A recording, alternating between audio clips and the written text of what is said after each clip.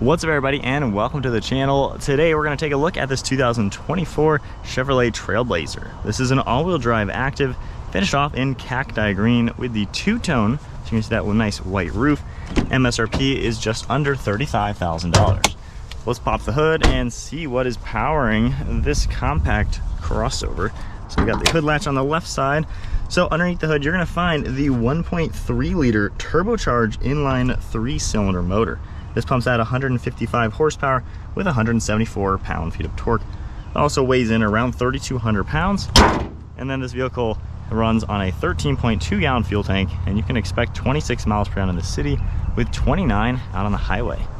Moving to the style, has a pretty cool sporty design. You got the daytime running lights up on top with your turn signals, and then your actual LED headlights are down below in the center of the bumper. Got some of this black chrome trim, some more of that trim throughout the center. Active grille shutters behind the grille. Then you're going to see the intercoolers down below. Got some more trim throughout the front end. So it's a sporty looking car. Of course, this is more of a rugged version of this vehicle. You have some sharp body lines throughout that hood, fading towards the windshield. And then all the black plastic for the lower portion along with the wheel wells themselves, just to give this a little bit more body protection when you are taking this on some light trails.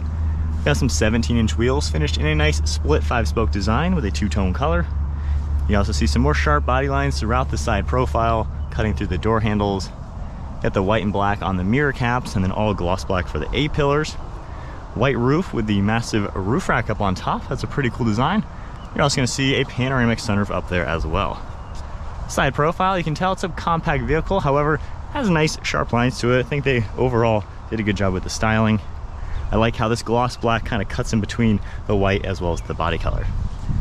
Got a nice set of red taillights with some more sharp body lines throughout the rear end. All of your badging, some more of that chrome trim in the lower bumper, and then nice little exhaust tips. So overall, I think they did a pretty cool job. It's a fun looking crossover. And then for the rear, we can press the button right there. You have a automatic opening hatch. Now with the seats all down, you can see just how much storage space you're gonna get in the back of this. It's definitely a smaller vehicle, but still pretty useful. And then in the center, we can pull this up. You got some nice amount of extra space in here. Got the floor mats and then a spare tire as well. You're gonna see a little bit of a cubby on the left side as well as the right side. And then for the seats, you can very easily push them up and down from the back even. So from here, we'll just pull them back up, and the headrest will flip upwards and downwards for better visibility. So pretty easy to use everything. You're also gonna see we got a nice comfortable armrest, a little bit of cup holders, and then some plugs down below with more storage on the back side of all these seats. The door panel in back, just finished off in plastic, some gray trim, pretty basic. It is kind of interesting, you're gonna notice how it does not match the front. So the front gave you a little bit nicer door panel than in back. And then if we go ahead and hop inside now, at 5'11", I'm sitting here with a pretty good amount of leg room, nice headroom as well. And it's actually pretty comfortable for being, you know, more of the compact size. Actually not that bad for a back seat. Heading to the front seat now. You'll notice the much nicer door panel. You're gonna see this cool sporty fabric with contrast stitching. Got some bronze accents as well. All of your controls. You can even adjust how tall you want that liftgate to open. Storage down below. And then you can see controls on the side of the seat. You're gonna see this nice black synthetic leather material. You have this nice bright yellow piping and stitching. And then pretty cool material going all the way up these seats. And you have Activ on the headrest as well. Hopping inside now, keep my foot on the brake, let's fire it up. Got the nice black leather steering wheel, heated steering wheel control, cruise control settings, Bluetooth and audio controls. Volume and track is on the back of the steering wheel like most Chevys, and then you can see a nice digital display for the readout. We have the stock on the left for automatic high beams, turn signal, wipers all on the right stock, and then your interior lighting along with the exterior lighting. A little bit of storage down here, nice vinyl material. And then you have more of this bronze colored accent that kind of blends into the door, your air vents, more of this cool vinyl, and then contrast stitching throughout it. Center infotainment screen, you're gonna have Android Auto and Apple CarPlay. You have all sorts of different icons as well you can go through on this left side. You can see a few things that are gonna pop up right here for trip information. We also have more information right there, and then going into maintenance, a few more items. We have your phone integration as well, and then you can see we have audio control. Going into reverse now, you're going to see a pretty good backup camera with nice HD graphics. air vents down below that, and then we have physical climate controls. Fan speed on the right, all the different controls right in the center for zone, temperature on this left side with a nice small screen.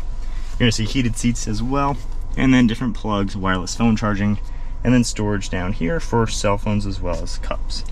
You have some more controls right here. We have our all-wheel drive control, a sport mode icon, lane keeping, and engine start stop. Electronic park and brake with more storage behind that, and then there's going to be storage space all hidden down below. Moving to the glove box, you have a pretty good amount of space in that large bucket. And then one last look at the interior. Not a bad place to be for the price point and for this being more on the compact size. You got that massive sunshade, and I do like how when you open it up, you're going to see the bottom of the rack up there. So pretty neat to see. You can monitor anything that is up there.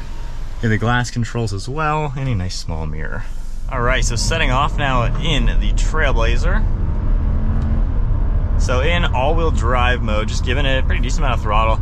Honestly, it's pretty peppy, gets up to speed without really stressing the engine. Obviously, it's a very small engine, so it will be interesting as time goes on if a 3-cylinder is actually adequate for, you know, a crossover like this. In the two-wheel drive mode, if we toggle back into that, it does make it front-wheel drive.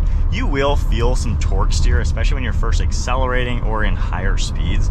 So I do notice I kind of like driving it in all-wheel drive a little bit better just because you feel less input in the steering. But of course, if you're just cruising on the highway, probably better off with efficiency to be in two-wheel drive. But this is a pretty comfortable car to be in. You can tell, again, it is a small car, so at 5'11", I'm definitely tall for this car, but still comfortable. I mean, there's plenty of headroom, legroom, arm room, everything like that.